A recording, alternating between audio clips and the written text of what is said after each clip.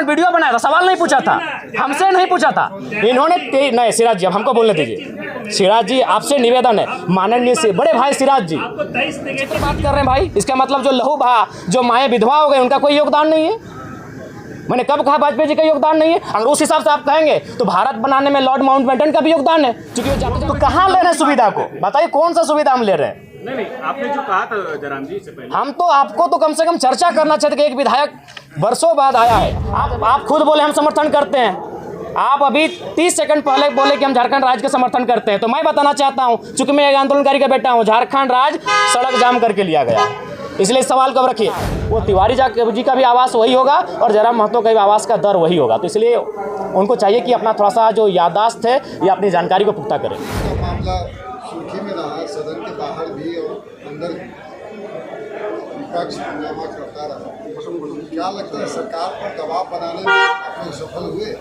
देखिए, काफ़ी हद तक सरकार में दबाव बनाने में सफल रहे हैं, चूँकि पेपर लीक 10वीं कक्षा के बच्चों का हुआ है और 10वीं कक्षा के बच्चे हमें लगता है हर एक परिवार में हैं। शायद ही पूरे राज्य में जो 32,600 गांव हैं उनमें शायद ही कोई परिवार ऐसा होगा, संयुक्त परिवार, जहां 10वीं कक्षा के बच्चे नहीं हैं। तो ये राज्य स्तरीय मामला है, राज्य के आवाम का मामला है। तो हमें लगता है कि सरकार अपनी हठधर्मिता को छोड़कर इस बात को स्वीकार करेगी, अपनी त्रुटियों में सुधार करेगी। सरकार कह रही है, डीजीपी का जो बयान है वो कह रहे हैं कि जो गिरिडीह से पकड़े गए हैं और उद्भेदन हो गया, जो इससे जांच नहीं, हमें लगता है सीबीआई जांच की मांग करना उचित होगी, क्योंकि वहाँ किसी राजनेता को दर्शाया जा रहा है। ठीक, वो किसी पार्टी का है, मुझे उससे कोई समस्या या फिर समर्थन। विषय ये है कि अगर राजनेता के पास वो प्रश्न पत्र पहुँचा कैसे, चूँकि प्रश्न पत्र का मामला होता है कार्यपालिका का, उसमें विधायिका का भी रोल नहीं होता है। विधायिका यहाँ बैठ के एक नियम बना देती है और उससे वह कार्यपालिका कार्य होता है। अगर आप धरातल पर बात करें तो बीडीओ महोदय को आप देख सकते हैं, सीओ महोदय को आप देख सकते हैं कि वो प्रश्न पत्र अपनी गाड़ी में, सरकारी गाड़ी में भरकर पहुंचाते हैं, फिर उसका सील होता है और फिर अपनी सरकारी गाड़ी में भरकर उसे जिला स्तर का जो जहां जमा होता है वहां पहुंचाते हैं। तो ये जो प्रश्न पत्र का मामला है, ये कार्यपालिका का मामला है और कार्यपालिका सरकार का अंग होती है। तो इसमें अगर आप किसी ऐसे नेता जो संवैधानिक पद पे नहीं है, जो इस हाउस का मेंबर नहीं है, अगर उस पर आप आरोप लगाते हैं तो ठीक है, बाहर में उसने सेटिंग किया होगा, बाहर में उसका योगदान होगा, लेकिन इसमें ब्यूरोक्रेट्स के बड़े लोग शामिल हैं। इसीलिए सीबीआई जांच होना बहुत ही वाजिब है और मैं भी आपके माध्यम से, देश के लोकतंत्र के चौथे स्तंभ के माध्यम से सीबीआई जांच की मांग करता हूँ। आपने जिस आवाज को लेकर बोला कि आवाज दे देंगे उनको लेकर आशु विधायक ने कहा कि बढ़िया आवाज है। देखिए, सबसे पहला बात है जो आजसू के विधायक है, उनकी सोच और समझ थोड़ी सी कम है।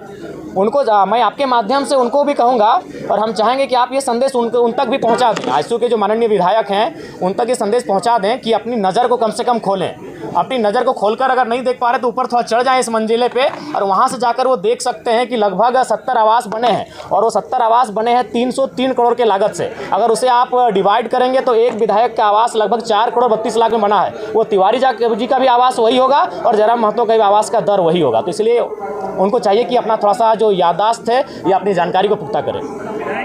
इसी मंच पे जो है पिछली बार बहुत चीख कर आप बोले थे जी, कि जयराम महतो जो बोलता वही करता है जी। आखिर जयराम महतो सरकारी सुख सुविधा जो बोले टीए नहीं लेंगे, आवास नहीं लेंगे, अब तो मान लीजिए वही कर रहे हैं। नहीं, सिराज जी, आप अगर पूरी तरह से सुने होंगे तो वो यहाँ कहने से पहले उस विषय को मैंने सदन में कहा था और सदन में क्यों कहा था इस विषय को आपको जानना चाहिए। वीडियो को फिर से उठाइए। सदन में लगभग 3 सत्ता पक्ष के नेताओं ने मैया सम्मान योजना पर बहुत ज़्यादा बहस किया था, महिमा मंडन किया था। तो मैंने ये तर्क दिया था कि आप 2,500 रुपये पर महिमा मंडन कर रहे हैं और आप सैलरी 2 लाख का ले रहे हैं, आप टीएडीए लाख का ले रहे हैं, तो आप भी इनको में कटौती कीजिए, इन सुविधाओं का त्याग कीजिए। आज मैं फिर कह रहा हूँ कि जिस दिन ये विधेयक पारित होगा इस सदन में कि विधायक की सैलरी 2,13,000 ना होकर 60,000 होगी, एक तृतीय वर्ग कर्मचारी के समान, पहला विधायक का हस्ताक्षर जयराम महतो का होगा। लेकिन आप सही बोले थे कि जयराम महतो जो बोलता सो करता। सवाल था कि क्या जयराम महतो सरकारी सुख सुविधा नहीं लेंगे या आवेश में ये चीजें बोल रहे हैं? नहीं, आज भाषा जो है आज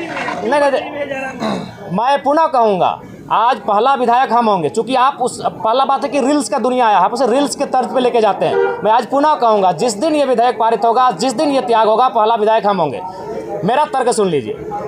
आज अगर आप बात करें तो 4 करोड़ 32 लाख के लागत से ये आवास बना है। अगर जयराम महतो नहीं लेता है तो आपको जानकारी होना चाहिए, आज इस राज्य में कई ऐसे मंत्री हैं जो लगभग 2 आवास लेके बैठे हैं, 3 आवास लेके बैठे हैं, तो जाहिर सी बात है किसी वीआईपी के पास चला जाएगा। और ये राज्य जहाँ के छात्र काफ़ी परेशान है, जहाँ के छात्र बड़ी संघर्ष के साथ रांची में आके रह रहे हैं, तो मैं सोच रहा हूँ मैं एक नया प्रयोग करने जा रहा हूँ। मैं अपने आवास को ऐसे छात्र जो डुमरी विधानसभा से, धनबाद बोकारो जिला से चलकर आके रांची में रहते हैं, उनके हवाले रहेगा। हाँ, नया भी, नया पुराना कोई जो मिलेगा। अभी फिलहाल अपने दोस्त के यहाँ रहते हैं। जयराम जी, और वैसे कौन से मुद्दे हैं जिनको लेकर बाद में आपका जो विधायक बनने के बाद जो है बदल गई है? गाड़ी को लेकर भी सवाल, गाड़ी तो कई विधायक लिया है, लेकिन आपने ये कहा था कि हम विधायक बने दोस्त की गाड़ी से चलेंगे और उसमें लिखा रहेगा कि ये गाड़ी विधायक जी का दोस्त। जी, लेकिन मैंने पहले ही कहा है कि मैं अपने सिद्धांतों से, अगर आवाम को नुकसान ना हो, एक बहुत बड़ी आबादी को कोई नुकसान ना हो, तो मैं अपने सिद्धांतों के साथ रहूँगा। जैसे अभी मैं चप्पल पहन के नहीं आता हूँ, मेरे इस वचन से मेरी आवाम को कोई नुकसान नहीं है, जयराम महतो को भी व्यक्तिगत नुकसान नहीं है, लेकिन मेरे गाड़ी वाले मसले से मेरी आवाम को भी नुकसान था। नुकसान कैसा था? मान के चलिए प्रत्येक दिन हम लोग 3000-4000 रुपये का पेट्रोल भरते हैं। अभी ड्राइवर हमारे पास आएगा, 2 ड्राइवर मैनेज होंगे, यानी 2 बेरोजगार युवा रोजगार से जुड़ेंगे, और वो तभी होगा जब वो गाड़ी का रजिस्ट्रेशन आपके नाम से होगा। अभी सपोज दैट अगर मेरे जनता दरबार अभी झारखंड में ओपन कोई लगाता है तो जयराम महतो लगाता है। आप प्रशंसा करें, हमारी बुराई करें, खिंचाई करें, अलग बात है, लेकिन जो चैलेंजिंग विषय है, मिट्टी में बैठ के कोई जनता, और उस समय बहुत सारी समस्याएं ऐसी आती है कि बाबू हमको 500 रुपये की मदद कर दीजिए, बाबू हमको हॉस्पिटल का मामला है, हमको दवाई घट गया है, तो अपनी हैसियत के अनुसार हम उसे उनका मदद करने का प्रयास करते हैं। तो अगर मान के चलिए सरकार से हमें 3 से 5 हज़ार रुपये का टीए आएगा और उसे अगर हम अपने उपयोग में लाएंगे, तो हम फिलहाल जो पैसा तेल में खर्च कर रहे हैं वो मेरे पास बचेगा, और जो लोग मेरे जनता दरबार में इन छोटी छोटी समस्याओं को लेकर आ रहे हैं, उनका समाधान हो पाने में हम सक्षम हो पाएंगे। नहीं, वो फेक है, और हम चाहेंगे मीडिया बंधु इस तरह का सवाल बिल्कुल आप लोग भी एक बार थोड़ा जांचें। धोनी जी से हमारी कोई मुलाकात नहीं हुई है, लेकिन ऐसा नहीं कि मुलाकात नहीं करना चाहते, हम भी उनका बहुत बड़ा समर्थक हैं, और बिल्कुल उनके छक्कों के, उनकी कैप्टेंसी के, उनके हर एक कार्य की हम भी प्रशंसक हैं। अगर कभी मिलेंगे तो हम अपने पोस्ट पे खुद सार्वजनिक करेंगे कि आज हम धोनी से मिले। अच्छा, सीसीएल में क्वार्टर को लेकर जो है अपराध विभाग गए थे, कई खबरें आई, आप रांची में है कैमरों के सामने, ये बता दीजिए कि सीसीएल में आपको जयराम महतो क्वार्टर चाहिए या नहीं चाहिए? जो अवैध रूप से क्वार्टर ले रहे हैं उनको खाली कराने के लिए? नहीं, वो एक बात, पहला बात है, अगर आप आंदोलन की बात करेंगे और संवैधानिक बात करेंगे तो फिर हमें लगता है बहुत सारी विवाद उत्पन्न हो जाएगा। अगर आप कहेंगे कि कुछ आंदोलन के तरीके ऐसे होते हैं जो लगता है कि लीक से हटकर है, अगर आप झारखंड अलग राज्य की लड़ाई को जानते हैं और यदि आपके परिवार के कोई सदस्य झारखंड आंदोलन की लड़ाई में भाग लिए हैं, तो उस लड़ाई को भी आप कहीं ना कहीं ये मानेंगे कि सड़क जाम करना ये तो संवैधानिक नहीं था, लेकिन कभी कभी ऐसे क्रियाकलाप करने पड़ते हैं जिससे दिल्ली तक आवाज़ जाए। जो चूँकि झारखंड आंदोलन सड़क जाम करके किया गया है, झारखंड आंदोलन बहुत बृहद पैमाने पर, तो कहीं ना कहीं वो जो मेरा मास्टर स्ट्रोक था वो इसी ध्यान को आकर्षण करना था कि जो लोग 5500 क्वार्टर में कब्जे पर है, कम से कम एक बार फिर से ये मामला राज्य में गरमाए। अगर इस हिसाब से देखा जाए तो अगर पुलिस को जगाना है तो पहले चोरी करनी पड़ेगी, तब पुलिस जागेगा, भाई चोरी हुई तब जाएगा। नहीं, ये चोरी का सवाल नहीं है, ये राज्य का विषय है। चोरी एक मामूली विषय है इस राज्य। तरीके से तो इसी मुद्दों को नहीं उठाया जा सकता ना। नहीं, कभी रास्तों को, झारखंड आंदोलन इसी रास्ते से बना है। आप झारखंड आंदोलन अलग राज्य का समर्थन करते हैं, हाँ या ना? तो झारखंड राज्य बना ही उसी रास्ते से, तोड़ फोड़ से, बंदी से, इसीलिए उस सवाल को विराम दीजिए, आगे बात कीजिए। देखिए, जब सीढ़ी आप खुद बोले हम समर्थन करते हैं, आप अभी 30 सेकंड पहले बोले कि हम झारखंड राज्य का समर्थन करते हैं, तो मैं बताना चाहता हूं, चूंकि मैं एक आंदोलनकारी का बेटा हूं, झारखंड राज्य सड़क जाम करके लिया गया, इसलिए इस सवाल को अब रखिए। अगला सवाल, वाजपेयी जी का कोई योगदान? देखिए, वाजपेयी जी अगर डायरेक्ट झारखंड राज्य दे देते, निस्संदेह उनका योगदान है, कलम में उनका योगदान है, लेकिन क्रांति में झारखंडियों का योगदान है जिनका रक्त बहा है। आप विचित्र बात कर रहे हैं भाई, इसका मतलब जो लहू बहा, जो माएँ विधवा हो गए, उनका कोई योगदान नहीं है? मैंने कब कहा वाजपेयी जी का योगदान नहीं है? अगर उस हिसाब से आप कहेंगे तो भारत बनाने में लॉर्ड माउंटबेटन का भी योगदान है, क्योंकि वो जाते जाते कलम पंडित पावर क्या कहते हैं। कुर्मियों को लेकर के क्या विचार है? जी, कुर्मियों को लेकर मैं अपना स्टैंड पूर्व में भी क्लियर कर चुका हूं, आज भी क्लियर कर रहा हूं। मैं उनके शेड्यूल ट्राइब में जो मांग है उसका समर्थन करता हूं, लेकिन मैं एक तरीका चाहता हूं कि जो विवाद उत्पन्न हो रहा है वो विवाद ना उत्पन्न हो, क्योंकि भारत एक संवैधानिक देश है। भारत के संविधान आर्टिकल 48 के ए में वन्य जीवों की सुरक्षा की बात करता है। तो कुर्मी कौम इस राज्य की सबसे बड़ी एकल आबादी है, सबसे बड़ी एकल आबादी अगर इस राज्य की कोई है तो कुर्मी है। सबसे अगर शहादत की एक लंबी लिस्ट निकाली जाएगी तो आधी शहादत आपको कुर्मी कौम से दिखेगा, चाहे निर्मल महतो रहे, शक्तिनाथ महतो रहे, सुनील महतो रहे, ऐसे किस्से खत्म नहीं होंगे।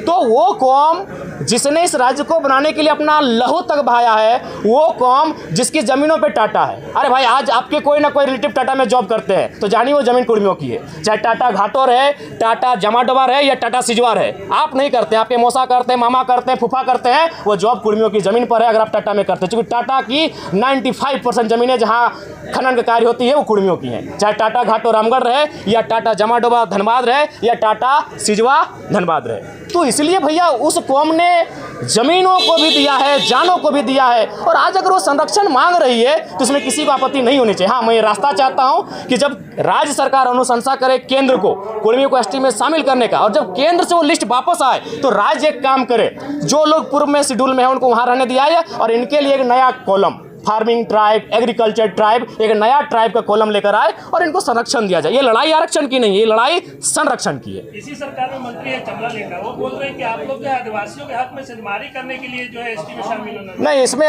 हक में उनको बोलिए इतिहास को पढ़े, अपने इतिहास को पुख्ता करें।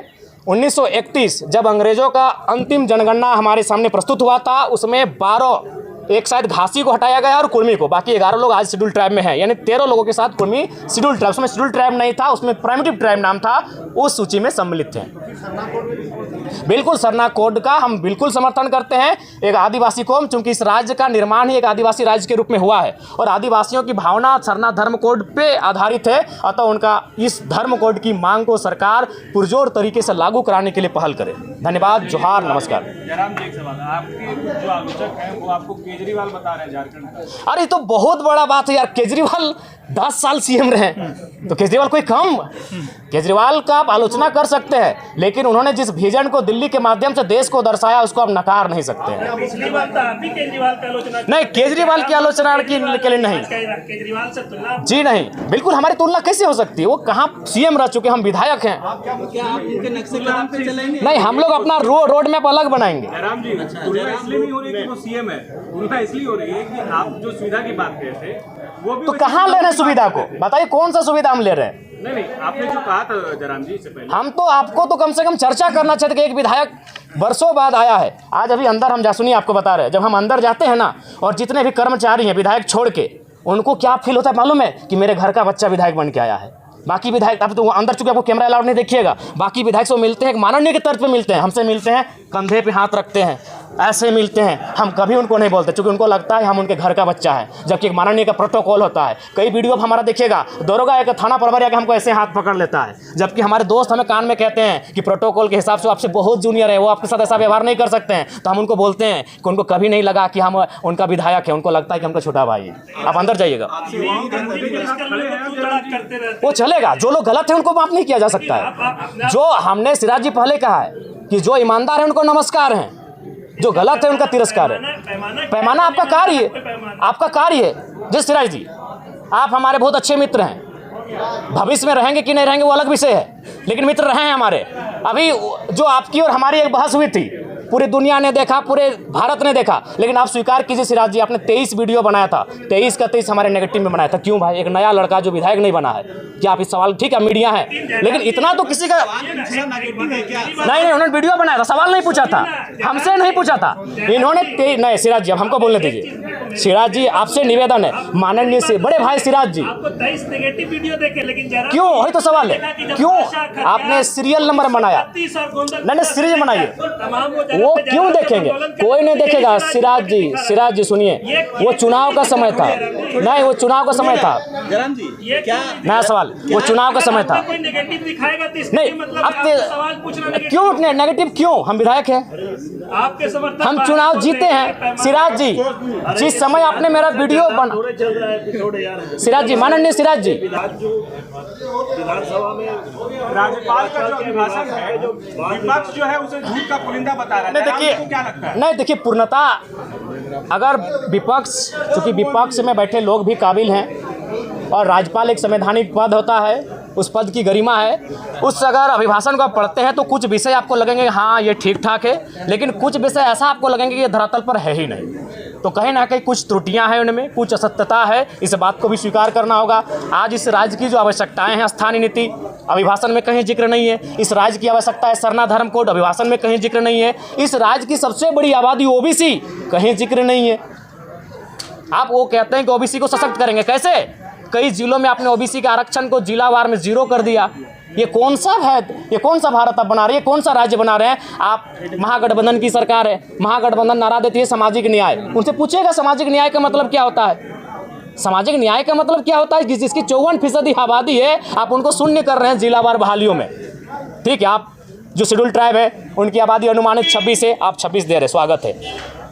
शेड्यूल कास्ट उनकी आबादी 10 है, आप उनको 10 दे रहे हैं, स्वागत है। जो बच जाते हैं उनकी आबादी 10 है, आप उनको ईडब्ल्यूएस के नाम पे 10 दे रहे हैं, वो भी लगभग हिसाब से ठीक ठाक है। लेकिन ओबीसी जिनकी आबादी 54% है, उन्हें आप 14 दे रहे हैं। बताइए तो कौन सा सामाजिक न्याय है? महागठबंधन की सरकार है। तो ऐसे में अगर कोई सवाल करे कि ये राज्यपाल महोदय के द्वारा जो अभिभाषण पढ़ा गया इसमें सत्यता नहीं है, तो बताइए कैसे नहीं लोग इस पर चर्चा करेंगे? बात करें 54% आबादी का आरक्षण कहाँ है। ठीक है, धन्यवाद। बहुत बहुत